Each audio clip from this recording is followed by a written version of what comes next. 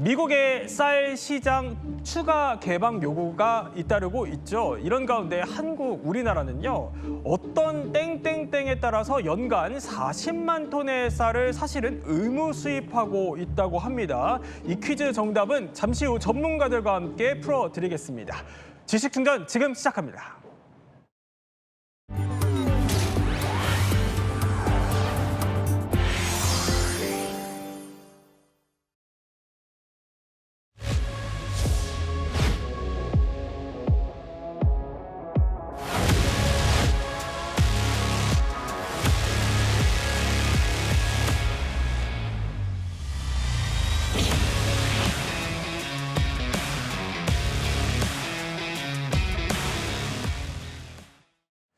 미국과의 관세 협상 시한 이제 딱 이틀 앞으로 다가왔습니다. 협상에 만약에요 진척이 없다면 8월 1일에 우리는요 관세 25%를 맞게 됩니다. 시간은 많지 않고 속은 타들어가고 있는데 자, 봉영식 교수님, 운명을 가를 협상 지금 현지에서 단판을 진행하고 있어요. 지금 구윤철 부총리가 워싱턴으로 날아가서 미 상무장관과 만남을 하고 있죠? 예, 그렇습니다. 이미 2시간 동안의 만남을 가졌고 계속해서 협상을 진행하고 있습니다. 네. 아직 이 정부가 뭐 하고 있는가, 너무 협상에 소홀했다, 이런 비판에 저는 동의하지 않습니다. 왜냐하면 트럼프 행정부는 계속 이렇게 압박으로 나왔거든요. 네. 그러니까 제일 큰 대상이 아무래도 중국 아니었겠습니까? 근데 중국과는 이제 타협이 그렇게 쉽지 않으니까 14개국의 서한을 보내서 8월 2일 시한을 통보했죠. 예. 그중에서 가장 미국이 관심을 가졌던 나라가 일본하고 유럽연합이었습니다. 그래서 그것을 타결한 다음에 한국 같은 나머지 나라들에게 더 추가 압박을 한다는 전략이었기 때문에 이렇게 우리가 후순위로 몰린 것은 원래부터 미국이 이런 식으로 시간표를 진행한 결과다, 이렇게 보셔야 돼요. 원래부터 중국 뒤에 우리를 놓을 생각이었다. 중국, 유럽연합, 일본 뒤에 그다음에 한국한테 이제 그것을 내보이면서 이것보다는 더 나은 걸 가져오라, 이렇게 압박하는 거죠. 자, 그러면 슬슬 우리와 지금 협상 상황이 좀 어떻게 진행되고 있는지 궁금합니다. 그런데요, 상황이 좀 녹록지는 않아 보입니다. 트럼프 미국 대통령이요, 방금 전에 한국과의 협상 상황에 대해서 기자들에게 이런 대답을 내놨습니다. Won't be finished tomorrow, but our country is becoming very rich, and that's what we want. 자, 질문을 뭐 한국이라고 물어봤지만 여러 가지 해석들이 나와요. 이게 뭐 우리를 콕 집은 건지 아닌지 여러 가지 해석들이 있는데 일단 보도를 보면 협상 기류가 좀 심상치 않다는 보도들이 있어요. 네, 트럼프의 기분과 우리 일기예보는 늘 변동적입니다. 네. 56개 국가의 협상을 끝낼 수는 없죠. 기껏 지금 타결한 국가가 6개 정도의 국가이고 한국과의 협상이 끝내지 않겠다는 얘기는 네. 저는 오히려 끝내겠다는 얘기로 들려집니다. 그것은 더욱더 막판에 협상의 압력을 또 압박을 가하고자 하는 그런 의도가 들어지는 게 아닌가 이렇게 예. 생각합니다. 만약에 8월 1일까지 끝내지 않는다면 우리만이 문제가 아니라 미국도 사실은 자충수에 빠질 수 있는 것이기 때문에 네. 저는 끝낼 가능성이 더 높아 보입니다. 지금 그러니까 월스트리트 저널에 이런 보도를 했다는 겁니다. 자, 미 상무장관이 한국 정부 당국자에게 한국 관세 협상과 관련해서 최선의 또 최종적인 무역 협상안 테이블에 올려달라. 그러니까 마치 뭐 지금 갖고 온 게 마음에 안 드는 것 같은 뉘앙스로 얘기를 했다라는 보도들이 나온다는 겁니다. 자, 기류가 심상치 않은데 사실 우리가 거의 막차입니다. 앞서 먼저 협상을 끝낸 국가들을 보면은 어느 정도로 우리가 맞춰줘야 하는지 이게 사실 눈에 보이잖아요. 김광석 교수님. 네. 어떻습니까? 다른 나라들은. 네, 뭐 다른 나라들이 이렇게 협상했다고 해서 그 수준으로 우리가 협상할 필요까지는 없습니다. 네. 더 나은 조건으로 협상을 유도한다면 그 이상이 없을 거라고 생각할 수 있겠습니다. 그러나 어쨌든 이미 협상을 마무리한 나라들이 있기 때문에 예. 그 나라들이 어떤 협상 결과를 갖고 있는지를 확인하는 것은 매우 중요하겠죠. 그렇죠. 말씀드린 것처럼 영국 같은 경우 소고기 농산물 시장을 개방하고 상호관세 10%를 부과받고 예. 베트남 같은 경우도 미국산 관세를 면제받고 상호관세 20%, 인도네시아 같은 경우 관세 비관세 장벽을 면제하고 19%, 필리핀 같은 경우는 관세를 또 면제하는 조치를 하면서 19%의 상호관세를 부과받았습니다. 네. 특히 우리나라가 중요한 표적, 우리가 그렇죠. 관찰해야 될 나라들이 두 개 국가인데요.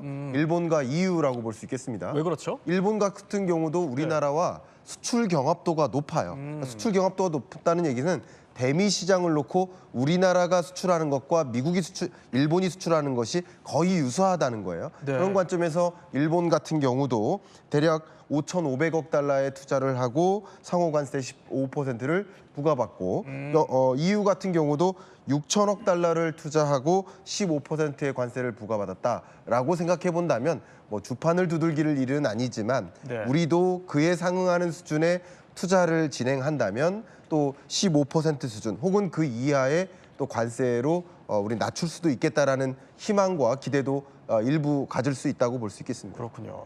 아니 특히 미국과 동맹국인 일본이랑 EU를 자세히 뜯어보면 어쨌든 우리도 어떻게 관세율이 적용될지 어느 정도 가늠이 될 텐데 자세히 보면 여기는 그래도 15%로 꽤 많이 깎았어요. 네, 그렇죠. EU는 사실은 20%에서 7월 중순에 트럼프 대통령이 느닷없이 EU의 그런 보복 관세 얘기가 나오니까 예.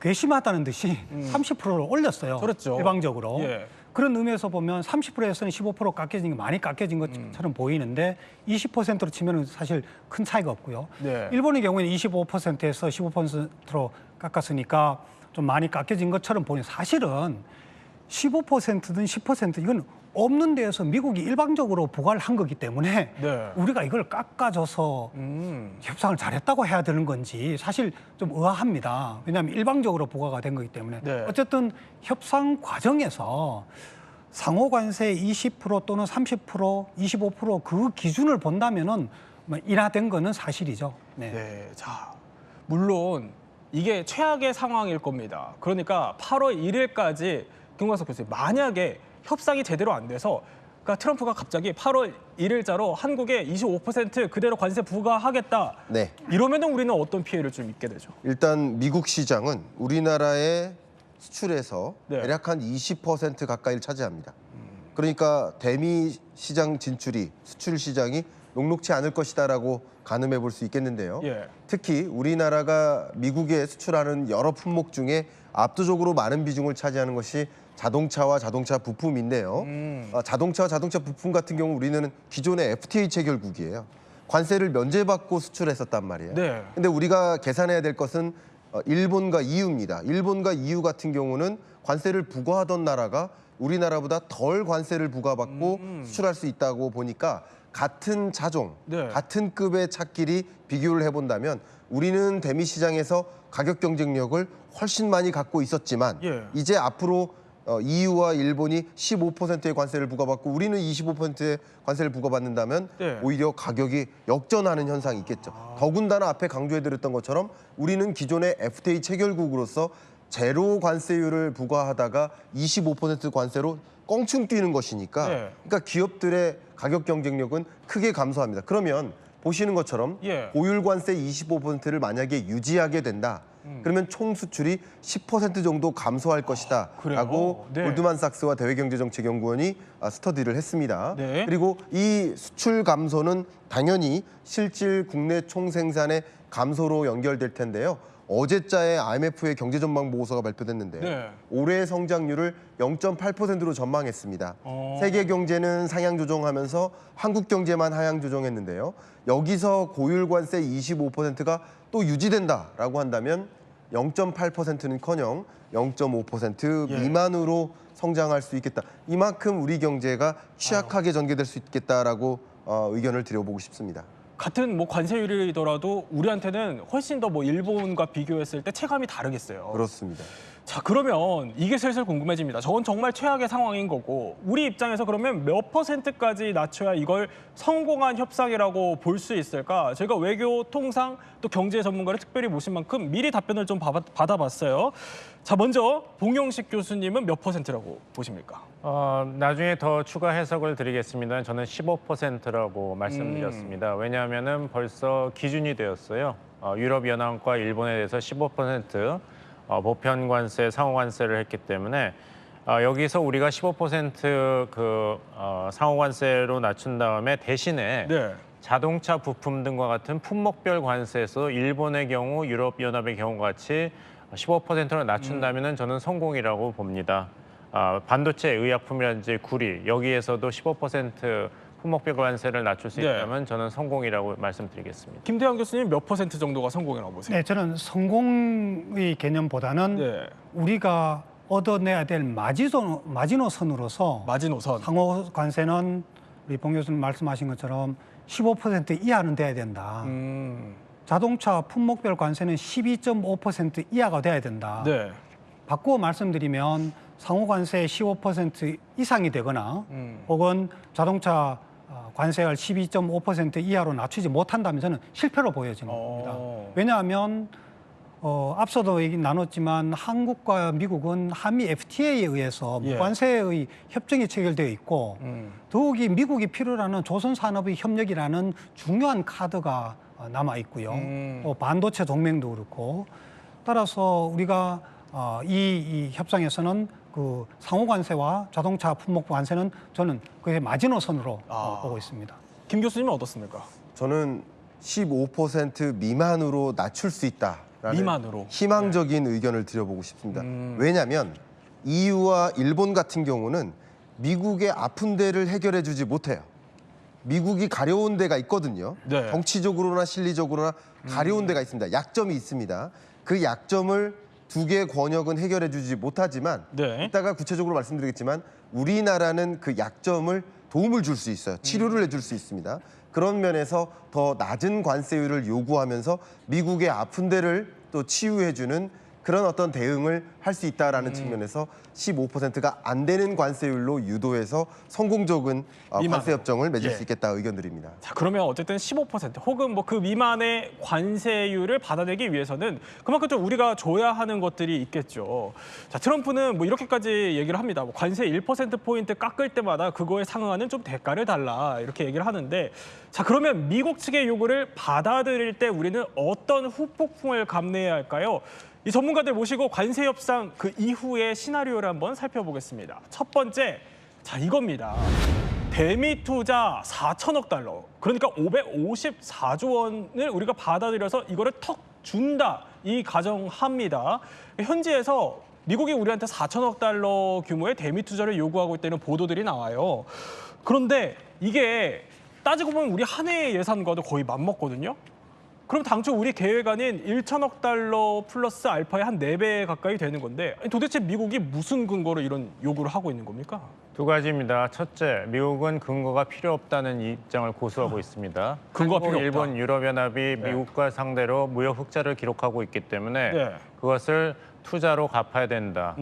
두 번째, 근거가 있다면은 일본과 한국은 GDP에서는 차이가 날지 몰라도 예. 대미 무역에서 비슷한 수준의 흑자를 기록하고 있기 때문에 일본만큼 한국도 대미 투자를 4천억 달러는 네. 해야 된다. 이것이 근거입니다. 아. 우리의 입장은 아니 바이든 행정부 때 투자하라 그래서 이미 네. 2023년에는 미국 다음으로 미국에 가장 많이 투자한 나라가 한국이었는데 벌써 1,200억 달러를 미국에 투자했는데 뭘 더 끌어서 투자하라는 것이냐? 그러면 1,200억 달러 투자한 것을 인정해 줄 것이냐? 네. 트럼프 대통령 입장에서는 그거는 바이든 때고 이거는 새로운 게임이기 때문에 일본이나 유럽연합 그 수준의 대미 투자를 한국도 해야 된다. 이런 입장을 네. 계속 고수하고 있고 우리 입장에서 말씀하신 대로 한 해 그 정부 예산을 미국에만 부어넣을 수는 없지 않습니까? 그렇죠. 그러니까 1천억 달러 정도가 한국의 무역 규모라든지 GDP 규모에는 적절하다 이런 입장을 이야기하고 있는데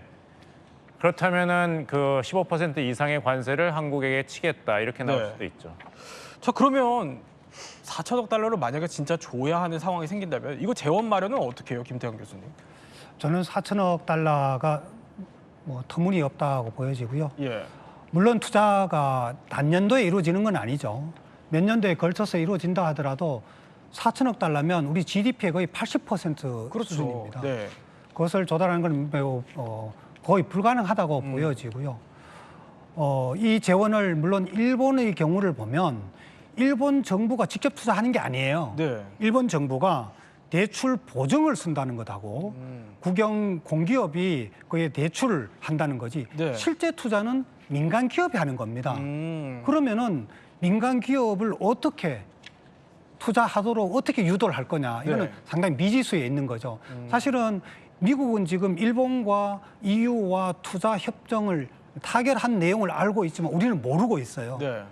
이 투자 내용이 5,500억 달러가 그리고 EU가 6천억 달러가 어디에 언제 어떤 방식으로 투자가 될 것인지 우리는 모르고 있어요. 거기에 미국이 그런 정보의 비대칭성에 우리가 네. 말려들어서는 안 된다는 생각이 들고 국내에서 네. 우리가 무역보험공사라든지 한국투자공사 KIC라든지 예. 수출입은행이라든지 이 국가 기금, 연기금까지 동원하더라도 4천억 달러를 몇 년간에 걸쳐서 마련하는 것 저는 거의 불가능에 가깝다고 생각되고요. 그것이 더 어려운 것은 그 4천억 달러가 국내에 투자되는 게 아니라 미국에 투자된다? 이 국민들이 받아들일 수 있을까 하는 것은 저는 상당히 어렵다고 보고요. 네. 그 금액은 그냥 미국이 던진 금액이어서 네. 우리가 네. 거기에 맞추려는 것보다는 우리가 할 수 있는 윈윈으로서 우리가 미국에 투자함으로써 투자 수익을 얻을 수 있고 미국의 산업에 기여할 수 있는 미국으로도 이익을 얻을 수 있는 그런 접점을 찾아 나가야 되는 거겠죠. 아니 두 분 말씀을 종합하면 뭐 근거는 없고 그냥 뭐 사실상 던진 금액 같은 4천억 달러라는 건데 이 4천억 달러가 아니더라도 뭐 그와 비슷한 수준의 대미 투자를 요구를 한다면 이걸 우리가 받았을 때 국내에서는 어떤 후폭풍이 있을까요? 일단 걱정은 국내 투자가 줄겠죠. 많은 대기업들이 미국 투자를 늘리는 만큼 국내 투자를 줄일 수 있고 국내 투자를 줄이면 국내 지역 경제가 상당히 어려워질 수 있겠습니다. 예를 들면 국내 조선소가 있는 지역들이 예. 있고 반도체 또 클러스터가 있고 그밖에 자동차 공장이 있는 지역 경제가 있는데 그 공장 내에서 가동률이 줄겠죠. 가동률이 주는 만큼 고용이 위축될 것이고 예. 또 인근 경제에 자영업자나 소상공인 경제도 지역 경제가 더 침체할 수 있겠죠. 그러니까 있는 그대로 4천억 달러를 그대로 미국에 투자하는 그런 방식보다 우리에게 실리가 있는 그 투자를 네. 찾아서 해나갈 필요가 있지 않을까 생각을 하고 있습니다. 그렇군요. 그럼 두 번째 가정 상황 한번 살펴보겠습니다. 자, 그러니까 이렇다는 겁니다. 쌀 소고기 시장을 개방하라 이렇게 압박을 하고 있죠. 자, 그런데 김태형 교수님, 어쨌든 우리 정부가 사실상 레드라인처럼 간주를 해온 게 바로 이 농축산물 문제거든요. 왜냐하면 저렇게 막 시위도 벌어지고요. 대통령실 앞에서 집회도 할 정도로 그야말로 국내 여론이 바로 반응할 가장 민감한 분야여서 그런 건데 그럼 일단 우리 쌀 시장이 개방된다면 국내에는 어떤 후폭풍일까요? 쌀 시장 개방은 우선 고려해야 될 부분이 지금까지 수입되는 쌀이 네. 밥상쌀은 아닙니다. 밥상쌀로 소비되는 것은 불과 한 4만 4천 톤에 불과하고요. 대부분의 쌀은 가공용으로 되는데 그럼에도 불구하고 국내 쌀 농업을 중심으로 하는 우리 농업계에는 예. 큰 심리적 압박이 되겠죠. 왜냐하면 2014년에 1인당 우리 국민 쌀 소비량이 65kg였어요. 예. 그런데 지난해에 1인당 소비량이 56kg입니다. 10년 사이에 9kg 거의 9% 10% 정도의 줄어들었단 말이죠. 네. 그럼 쌀 소비는 줄어드는데 생산량은 줄어드는 게 아니라 여전히 생산이 된다면 어려움이 있죠. 그래서 지금 국내에서도 양곡법을 이제 제정을 한다는 그런 움직임이 있는데 따라서 이 시장이 개방된다면 그 용도가 밥상쌀이든 가공용이든 간에 국내 쌀 생산 농가에는 큰 심리적 실질적인 경제적 압박이 될 수 있겠죠. 그렇군요. 그럼 이쯤에서 한번 퀴즈 풀어보겠습니다. 자, 퀴즈 띄워주시죠. 자, 미국의 쌀 시장 추가 개방 요구. 우리나라는요, 땡땡땡에 따라서 연간 40만 톤 쌀을 이미 의무 수입하고 있다 이런 건데 정답이 뭡니까, 김태형 교수님? 네, 정답은 WTO 협정입니다. 네, 정확하게는 연간 40만 8,700톤을 수입을 하고 있는데 우리나라가 WTO가 1997년에 발족이 되면서 쌀 시장 개방을 막았습니다. 네. 10년간 유예를 했었고 다시 10년간 더 유예를 하다가 2014년에 쌀 시장을 개방을 했습니다. 그것을 네. 쌀 시장의 관세화라고 하는데요. 그렇게 개방을 하게 되면서 그 대신에 네. 우리가 의무적으로 수입은 할게. 그러면서 몇몇 국가들, 미국을 비롯해서 중국이라든지 태국이라든지 이 국가들로부터 수입하는 쌀, 의무적으로 수입해야 되는 쌀량이 네. 40만 8,700톤입니다. 그것은 우리가 가격이 얼마이든 간에 상관없이 5%의 관세율로 그 저율 관세 할당이라고 하는데요. 저율로 수입을 하고 그 이상의 만약에 국내 소비가 있다면 513%의 관세율을 부과를 해서 수입을 하도록 되어 있습니다. 그럼 이것 때문만이라도 그러니까 우리 마음대로 지금 미국 수입쌀만 늘릴 수는 없는 거잖아요. 지금 상황이. 네. 그거는 두 가지 방법이 있습니다. 하나는 일본이 한 것처럼 전체의 40만 8,700톤 범위 내에서 미국의 쿼터가 13만 3천 톤인데 그것을 좀 느리고 다른 국가를 줄이는 방법이 있습니다. 이러려면 WTO 협정을 다시 해야 되고 다른 나라 협상을 해야 되죠. 그런데 다른 한 가지 방법은 네. 그것은 그대로 유지를 하고 한미 FTA 틀 내에서 미국만의 양자간 협상을 하면 됩니다. 그래서 미국과의 저율 똑같이 5% 아니더라도 8% 10%라도 미국 쌀을 더 수입을 한다는 것은 양자간 협상으로 내려갈 수 있습니다. 자, 어쨌든 복잡합니다. 그래서 두 번째 또 얘기가 있어요. 그러니까 소고기 시장을 개방할 경우인데 현재 우리나라 같은 경우는 미국산 소고기 최대 수입국으로 알려져 있어요. 근데 이게 궁금해요. 트럼프는 앞서 호주한테도 뭐 전면 개방하라 이랬는데 왜 이렇게 소고기에 집착하는 겁니까, 트럼프는? 표가 되기 때문입니다.